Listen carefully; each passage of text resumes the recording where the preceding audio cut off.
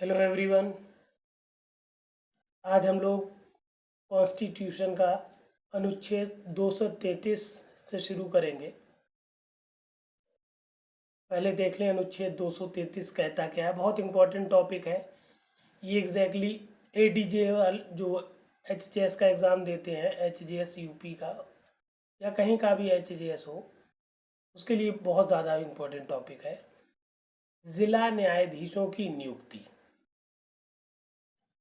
क्या प्रोसीजर है, क्या तरीका है, कैसे होती है, ये सब बताया गया अनुच्छेद 233 में। पहला उपनिच्छेद देखें। किसी राज्य में जिला न्यायाधीश नियुक्त होने वाले व्यक्तियों की नियुक्ति तथा जिला न्यायाधीश की पद स्थापना और प्रोन्नति उस राज्य का राज्यपाल ऐसे राज्य के संबंध में अधिकारिता रखने वाले उच्च न्यायालय से परामर्श करके करेगा। बहुत ही इम्पोर्टेंट चीज़ है।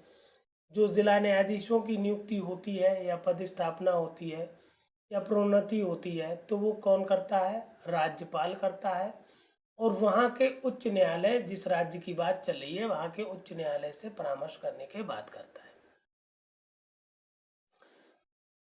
दूसरा उपनिच्छेद क्या कहता है?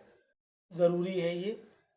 वो व्यक्ति जो संघ की या राज्य की सेवा में पहले से ही नहीं है, जिला न्यायाधीश नियुक्त होने के लिए केवल तभी पात्र होगा जब वो कम से कम 7 वर्ष तक अधिवक्ता या प्लीडर रहा है और उसकी नियुक्ति के लिए उच्च न्यायालय ने सिफारिश की है। बहुत ही इम्पोर्टेंट एक लीडिंग केस है इसमें। ये एग्जैक्टली यहाँ पर आपका जो वेयर एक्ट है उसमें यूज हुई है भाषा 7 वर्ष तक। ठीक, अधिवक्ता या प्लीडर रहा हो तो वो पात्र होता है जिला न्यायाधीश के लिए नियुक्त होने के लिए। इसी पे एक लीडिंग केस 2019 में भी सेम केस है। धीरज मोर बनाम माननीय दिल्ली उच्च न्यायालय, मगर वो खंडपीठ ने दिया था निर्णय। फिर खंडपीठ से संतुष्ट ना होकर ये निर्णय जो था पूर्ण पीठ को चला गया और 2020 में पूर्ण पीठ ने भी निर्णय दे दिया, जिसके बाद एचजीएस में बहुत बड़ा बदलाव आया। बहुत से व्यक्ति जो सिलेक्टेड थे उनको अनसेलेक्टेड कर दिया गया, जो नॉन सेलेक्टेड थे वो सेलेक्ट हुए यूपी एचजीएस में 2020 के बाद। समझ लें निर्णय क्या है। धीरज मोर बनाम माननीय दिल्ली उच्च न्यायालय 2020 पूर्ण पीठ का ये निर्णय है 2020 का। इसमें दिशा निर्देश पॉइंट दिए गए हैं 2।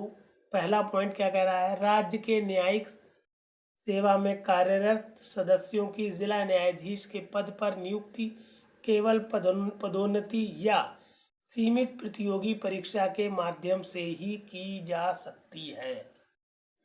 दूसरी बात, अनुच्छेद 233(2) के प्रयोजनार्थ किसी अधिवक्ता को नियत तिथि पर और जिला न्यायाधीश के रूप में नियुक्त के समय पर 7 वर्ष से अधिक समय से लगातार व्यवसाय में होना चाहिए। व्यवसाय का मतलब यहाँ पर विधि व्यवसाय से है।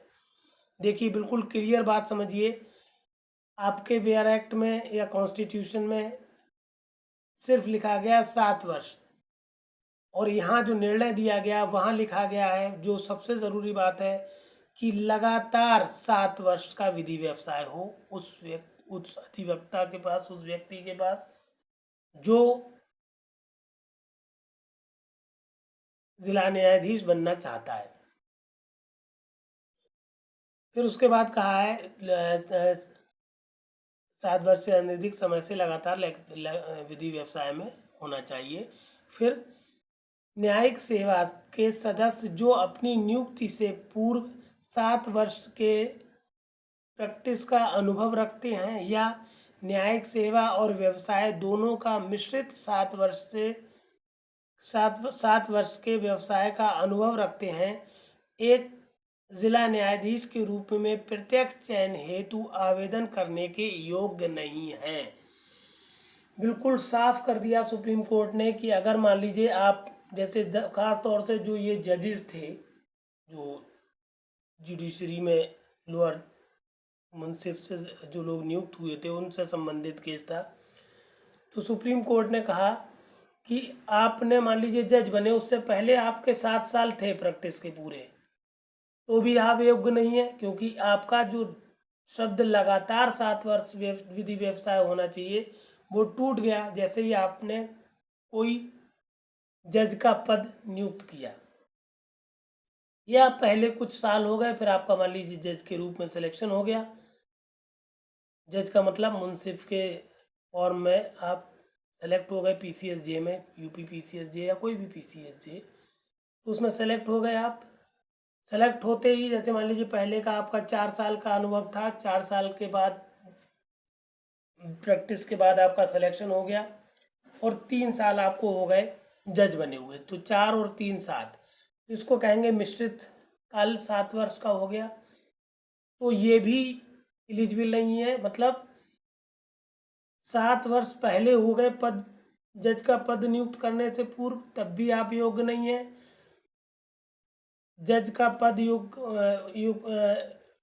आपको मिलने से पहले आपका कुछ समय था, जज के बाद आपने कुछ समय जजी में गुजारा है, और तब मिला के 7 वर्ष आपके हो रहे हैं, तब भी आप एचजीएस या जिला न्यायाधीश बनने के या चयन में आवेदन करने के योग्य नहीं है। ये बिल्कुल दिशा निर्देशित पॉइंट है, इनको आपको एज इट इज लिखना है। यही हुआ था धीरज मोर के केस में। फिर क्या हुआ, बिल्कुल निचोड़ लिख दिया, तद अनुसार न्यायिक सेवा अधिकारियों को प्रत्यक्ष चयन के द्वारा जिला न्यायाधीश पद पर नियुक्ति से प्रतिष्ठित किया जाता है। कुल मिलाकर जो भी लोग नियुक्त हो गए थे, जैसे जो मुंसिफ में पहले जज थे, उन्होंने फॉर्म एचजीएस का भरा, जो सेलेक्ट हो गए, तो उनकी जो नियुक्ति थी उसको सुप्रीम कोर्ट ने कैंसिल कर दिया कि आप इस पद को पाने के योग्य नहीं है। आपका जो इंटरनल एग्ज़ाम होगा या जो आपकी सीनियरिटी होगी उस हिसाब से आप एडीजे बन सकते हैं या ज़िला जज बन सकते हैं, अन्यथा आप डायरेक्ट कंपटीशन के द्वारा आप जज नहीं बन सकते। ऐसा कह दिया बिल्कुल क्लियर, किसने? सुप्रीम कोर्ट ने, धीरज मोर बनाम माननीय दिल्ली उच्च न्यायालय 2020 के पूर्ण पीठ के केस में। अब हम लोग चले अगले पेज पर।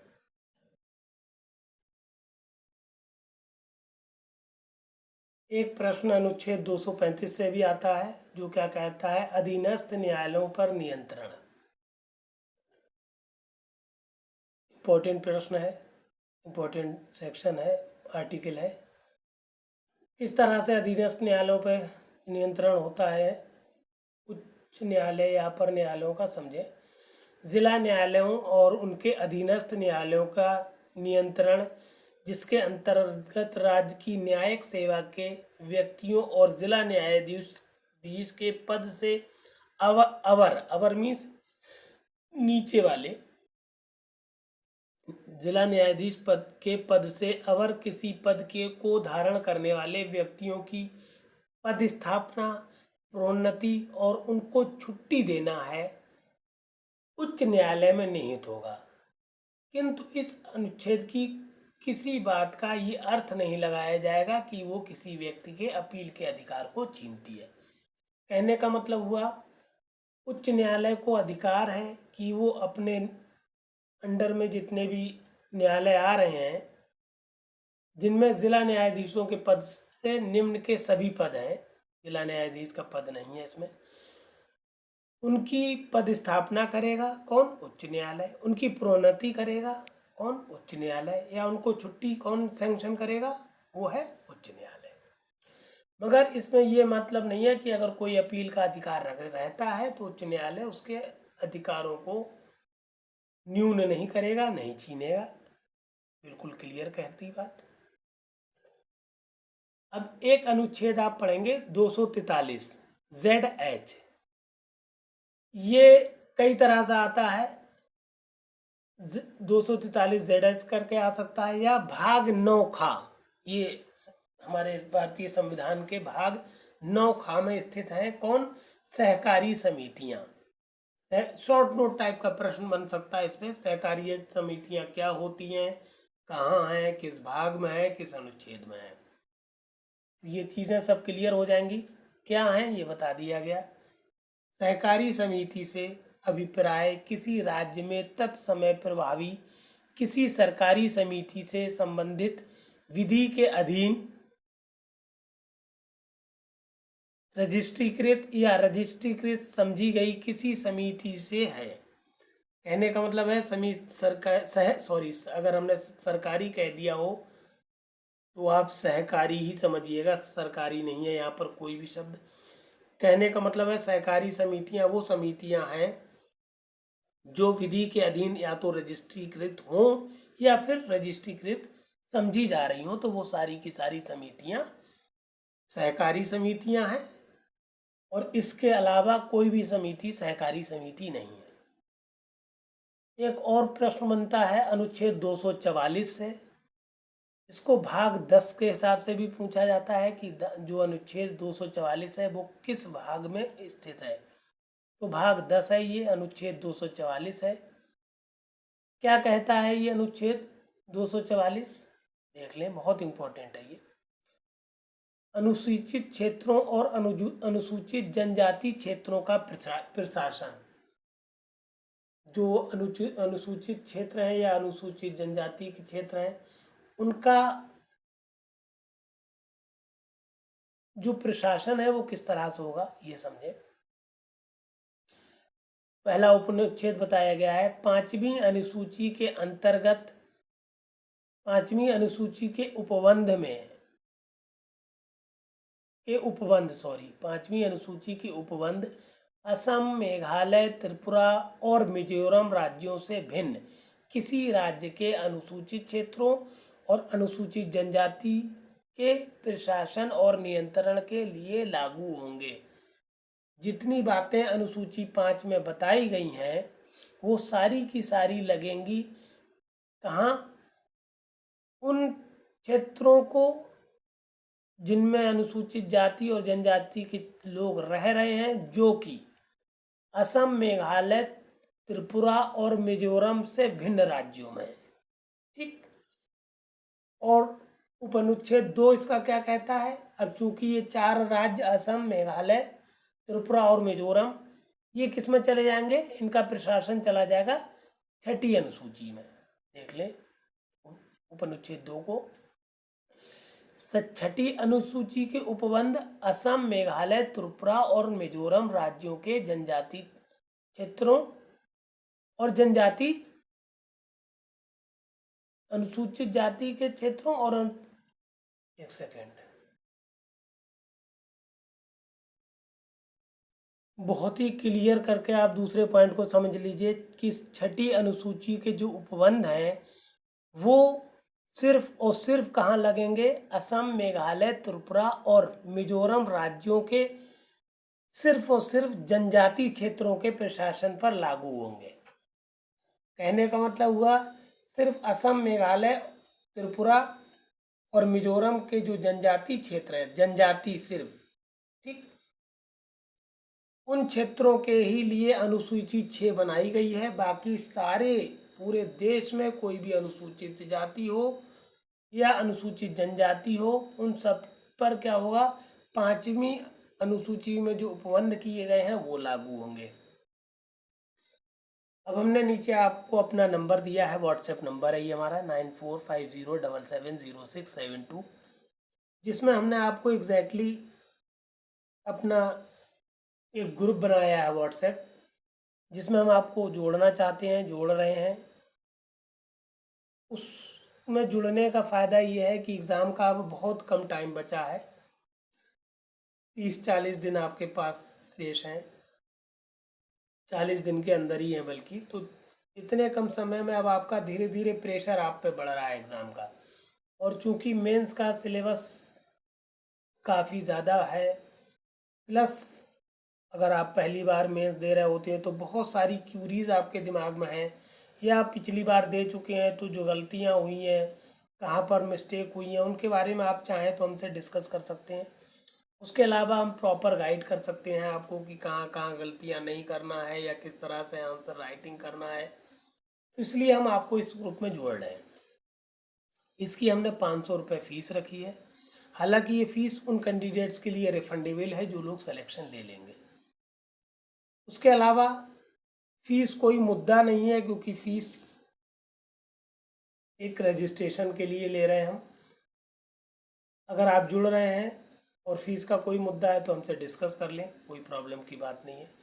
नहीं जुड़ रहे हैं तब भी कोई प्रॉब्लम नहीं है। आप हमारा नीचे हमने चैनल दे दिया @law classes by Firoz sir, ये आप यूट्यूब पे डायरेक्ट डालेंगे तो आप हम तक पहुंच जाएंगे, जिसमें हम डे 1 से लेकर डे 100 तक पूरा यूपी PCSJ और यूपी HJS का सिलेबस दे रहे हैं। मेंस का कंप्लीट सिलेबस है, बेहतरीन करके आप पढ़िए, इससे ज़्यादा कुछ नहीं आएगा पेपर में, बिल्कुल ना भटकिए।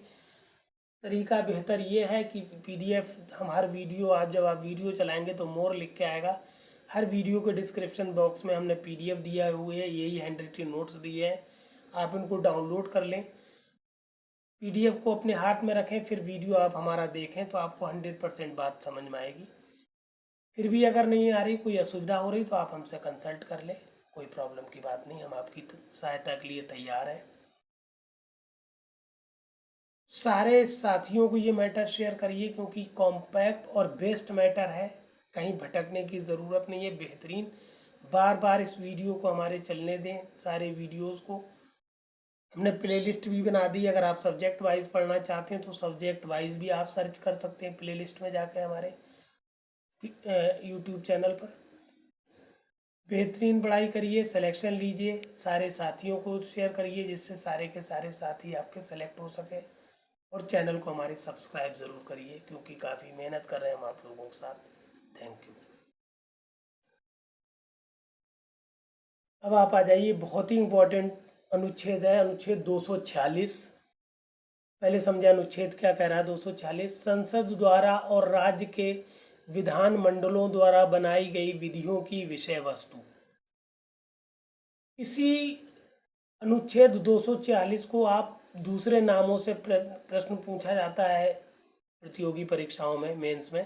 तथ्य और सार का सिद्धांत पूछ लेते हैं, तथ्य और सार के सिद्धांत की व्याख्या कीजिए। तो भी आपको अनुच्छेद 246 ही 246 ही लिखना है। 246 क्या कहता है अनुच्छेद 246, बहुत ध्यान से समझिएगा, थोड़ी सी लैंग्वेज टिपिकल है। पहला उपनुच्छेद देखें, खंड 2 और खंड 3 में किसी बात के होते हुए भी संसद को सातवीं अनुसूची की सूची 1, सूची 1 क्या है, संघ सूची से संबंधित है। सूची 1 में प्रगणित किसी भी विषय के संबंध में विधि बनाने की अनन्य शक्ति है। बिल्कुल क्लियर कह दिया कि संसद को अगर कोई संघ सूची के मामला है तो उस पर विधि बनाने की अनन्य शक्ति प्राप्त है। दूसरा खंड क्या कहता, दूसरा उपनुच्छेद क्या कहता है, खंड 3 में किसी बात के होते हुए भी संसद को और खंड 1 के अधीन रहते हुए किसी राज्य के विधानमंडल को भी सातवीं अनुसूची की सूची 3 एग्जैक्टली संवर्ती सूची होती है। सूची 3 में प्रगणित किसी भी विषय के संबंध में विधि बनाने की शक्ति है। बिल्कुल साफ बात है, संवर्ती सूची जो होती है उसमें संसद भी विधि बना सकती है और राज्य का विधान मंडल भी विधि बना सकता है। इसी का नाम संवर्ती सूची है कि दोनों लोग विधि बना सकते हैं। अब हम लोग खंड 3 या उपनुच्छेद 3 देखें। खंड 1 और खंड 2, खंड 1 और खंड 2 के अधीन रहते हुए किसी राज्य के विधानमंडल को सातवीं अनुसूची की सूची 2, सूची 2 में क्या है, राज्य सूची है। सूची 2 में प्रगणित किसी भी विषय के संबंध में उस राज्य या उसके किसी भाग के लिए विधि बनाने की अनन्य शक्ति है। बिल्कुल है। क्या मतलब है कि राज्य का विधानमंडल जो होता है उसको जो राज्य सूची होती है उस सूची में के बारे में अपने राज्य के या अपने राज्य के किसी भाग के बारे में विधि बनाने की अनन्य मीन्स, यहाँ पर शब्द बार बार अनन्य आ रहा है। अनन्य मीन्स पूरी तरह से, अनन्य शक्ति का मतलब पूरी छूट है, कुछ भी विधि बना सकता है राज्य का विधानमंडल। फिर आ जाए हम उपअनुच्छेद या खंड 4 पर।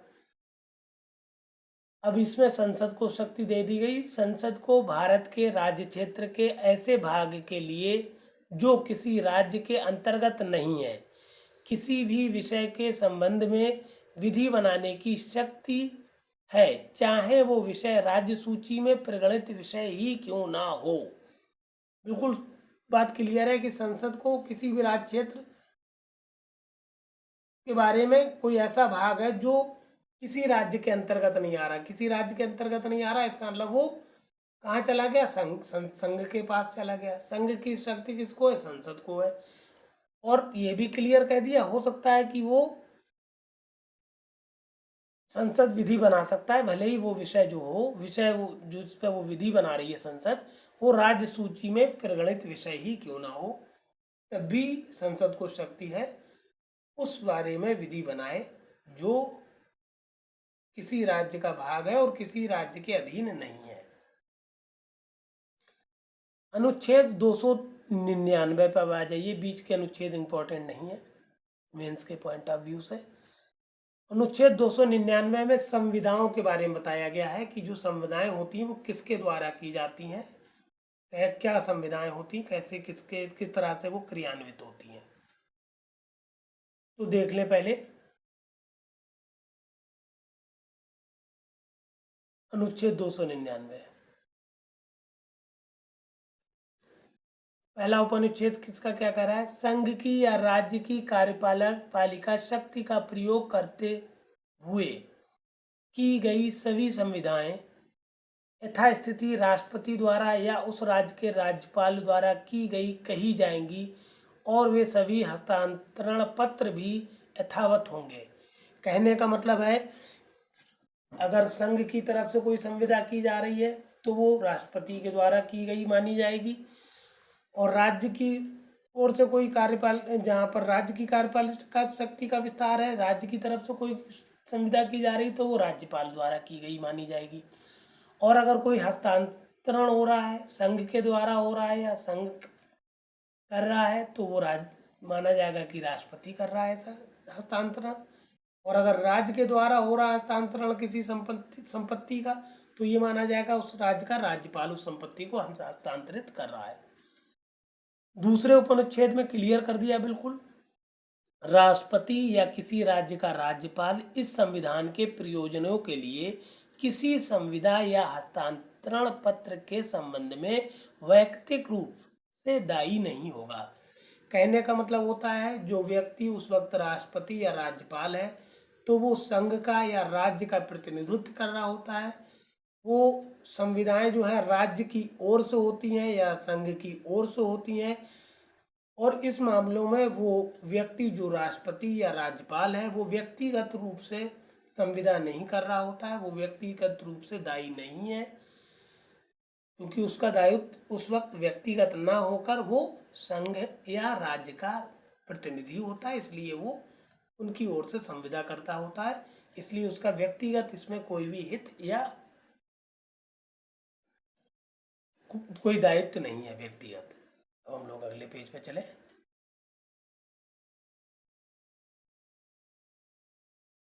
इससे पहले भी हम बात कर चुके हैं अनुच्छेद 300 का की। हमने आपको अनुच्छेद 21 पढ़ाया था, वहां पर 300 का के बारे में बताया था, केस लॉ पढ़ाया था एक। अब ये 300 का भी पूछा जाने लगा है, HJS में आया है, PCSJ में भी आया है। क्या कहता है अनुच्छेद 300 का? अनुच्छेद छोटा है इसलिए इसमें आपको केस लॉ जरूर देना है। विधि के प्राधिकार के बिना व्यक्तियों को संपत्ति से वंचित ना किया जाना। क्या मतलब है, समझ ले इसका। किसी व्यक्ति को उसकी संपत्ति से विधि के प्राधिकार से ही वंचित किया जा सकता, किया जाएगा, अन्यथा नहीं। कहने का मतलब है विधि के उपबंधों द्वारा ही आप किसी व्यक्ति को उसकी संपत्ति से वंचित कर सकते हैं, और कोई इसके अलावा तरीका नहीं है कि आप किसी व्यक्ति को उसकी संपत्ति से वंचित कर दें। इसमें हम पूरा डिस्क्रिप्शन केस लॉ का पढ़ा चुके हैं, अनुच्छेद 21 में, आप पिछला वीडियो देखें, अनुच्छेद 21 में पूरी बात हमने बताई है, डिटेल्ड अध्ययन कराया है। किस निर्णय का निर्णय है यहाँ पर? कल्याणी मृत हैं ये, तो मृत होते हैं तो द्वारा प्रतिनिधि, विधिक प्रतिनिधि बनाम सुल्तान बेथरी म्यूनिसिपैलिटी, 2022 सुप्रीम कोर्ट का केस है। हमने अनुच्छेद 21 में डिटेल्ड पढ़ाया है, आप वहां से पढ़ लें। फिर आप आ जाएं अनुच्छेद 301 पर। 301 अनुच्छेद क्या कहता है? व्यापार, वाणिज्य और समागम की स्वतंत्रता। समागम कहते हैं लेन देन को, किसी से लेन देन जो है वो आपका समागम कहलाएगा। इस भाग के अन्य उपबंधों के अधीन रहते हुए भारत के राज्य क्षेत्र में सर्वत्र व्यापार, वाणिज्य और समागम हमने ब्रैकेट में लिख दिया लेन देन, अबाध होगा। मतलब इस भाग में और जो उपबंध किए हुए हैं उनके अधीन रहते हुए आप क्या कर सकते हैं? पूरे राज्य क्षेत्र में कहीं पर भी व्यापार, वाणिज्य और समागम कर सकते हैं, कोई रोक, जो निर्देश दिए गए हैं उनके जो निर्बंधन है उनके अंतर्गत रहते हुए आप ये सब काम कर सकते हैं बेबाक तरीके से। अनुच्छेद 302 और 304 ये निर्बंधन बताते हैं कि क्या क्या शर्तों के अंतर्गत आप समागम कर सकते हैं, वाणिज्य या व्यापार कर सकते हैं। ये दोनों अनुच्छेद 302 और 304 क्या है? निर्बंधन से संबंधित है। 302 में संसद निर्बंधित करती है और 304 में राज्यों के पास निर्बंधन का अधिकार है। आज वीडियो बहुत दिक्कत कर रहा है। 304 पहले हम 302 देख लें। अनुच्छेद 302 क्या कहता है? व्यापार, वाणिज्य और समागम पर निर्बंधन अधिरोपित करने की संसद की शक्ति। समझ लें, संसद विधि द्वारा एक राज्य और दूसरे राज्य के बीच या भारत के किसी भाग के भीतर व्यापार, वाणिज्य या समागम की स्वतंत्रता पर ऐसे निर्बंधन अधिरोपित कर सकेगी जो लोक हित में अपेक्षित हैं। कहने का मतलब है जो राज्यों के बीच व्यापार हो रहा है, वाणिज्य हो रहा है या समागम हो रहा है, उन पर क्या कर सकता है संसद? कोई निर्बंधन, कोई रोक लगा सकती है या कोई शर्तें लगा सकती है जो कि उसे लोक हित में अपेक्षित हो, लोक हित में करना वो ऐसा बेहतर समझे, तो वो ऐसे निर्बंधन लगा सकती है संसद। आखिरी अनुच्छेद इस टॉपिक का हम लोग पढ़ने जा रहे हैं, अनुच्छेद 304, राज्यों के बीच व्यापार, वाणिज्य और समागम पर निर्बंधन। देखिए 302 में अभी हमने बताया संसद द्वारा निर्बंधन है, और अब 304 में राज्य भी निर्बंधन लगा सकता है, रोक लगा सकता है, शर्तें लगा सकता है। किस तरह की देखें? अनुच्छेद 304, अनुच्छेद 301 या अनुच्छेद 303 में किसी बात के होते हुए भी किसी राज्य या विधानमंडल विधि द्वारा क्या कर सकता है? पहली बात काम में देखें हम, अन्य राज्यों या संघ राज्य क्षेत्रों से आप आयात किए गए माल पर कोई ऐसा कर अधिरोपित कर सकेगा जो उस राज्य में निर्मित उस या उत्पादित वैसे ही माल पर लगता है, किंतु इस प्रकार कि उससे इस तरह आयात किए गए माल और निर्मित माल के बीच कोई विभेद ना हो। कहने का मतलब है कोई व्यापार किनके बीच हो रहा, आयात हो रहा है किसी राज्य से या संघ राज्य क्षेत्र से किसी माल का आयात हो रहा है, और वैसा ही माल उस राज्य में भी निर्मित होता है, तो वो राज्य क्या कर सकता है? जो आयात कर रहा है वो उस तरह के जो आयातित माल है उस पर इस तरह के कोई भी शर्तें या ऐसे टैक्स या ऐसी चीज़ें जो अधिरोपित किए जाने लायक हैं वो अधिरोपित कर सकता है, मगर इस तरह नहीं करेगा कि जो आयात कर रहा है उस पर अधिक टैक्स लगा दे और जो अपने स्टेट में बना रहा है उस पर कम हो। तो इस तरह का मतलब दो मुहा या विभेदपूर्ण कार्य कोई नहीं करेगा राज्य। कहने का मतलब है अगर जो उस राज्य में निर्मित चीज़ हो रही है उस पर जो टैक्स है या जो कर है या जो शर्तें हैं वही आपको आयात करने वाले माल पर भी लगाना है, अलग अलग नहीं लगाना है, जिससे दो विभेदकारी कार्य ना होने पाए। दूसरी और आखिरी बात, उस राज्य के साथ या उसके भीतर व्यापार वाणिज्य और समागम की स्वतंत्रता पर ऐसे युक्त निर्बंधन अधिरोपित कर सकेगी जो लोक हित में अपेक्षित हों। कहने का मतलब हुआ, ये बहुत इंपॉर्टेंट बात है कि राज्य का जो विधानमंडल है वो अपने राज्य के भीतर किसी व्यापार वाणिज्य और समागम की स्वतंत्रता पर वो सारे निर्बंधन लगा सकती है। कौन? राज्य विधानमंडल, जो लोक हित में अपेक्षित हो। जैसे इसमें बहुत बार प्रश्न आया है कि किसी राज्य में कोई विशेष प्रकार की लकड़ी है जो दूसरे राज्यों में नहीं पाई जा रही है, तो वो लकड़ी दूसरा राज्य लेना चाह रहा है या आयात करना चाह रहा है, और जिस राज्य में वो लकड़ी है विशेष प्रकार की, उसको लग रहा है कि हमारी ये लकड़ी अगर बाहर जाएगी तो हमारे राज्य में भी इस लकड़ी की कमी हो जाएगी, तो वो क्या कर सकता है, ऐसी शर्तें लगा सकता है कि उसको बहुत ज़्यादा हाई रेट पे बेचे, या उसको ऐसी शर्तें लगा सकता है कि उसके अपने खुद के स्टेट में उस लकड़ी की कमी ना हो जाए या खात्मा ना हो जाए, जो कि उसको लग रहा है लोकहित में अपेक्षित है। तो वो ऐसी सारी शर्तें लगा सकता है राज्य, राज्य का विधानमंडल। ये बात ध्यान रखिएगा। पूरा मैटर ये हम लोगों का आज का हो गया, आगे का हम लोग अगले टर्न पे पढ़ेंगे। इस मैटर को आप अपने सारे साथियों, कंप्लीट मैटर है ये मेंस के लिए, चाहे वो PCSJ हो चाहे वो HJS हो, कंप्लीट मैटर है। अच्छे से ध्यान से याद करिए इसको और सारे दोस्तों को शेयर कर दीजिए। Thank you for watching this.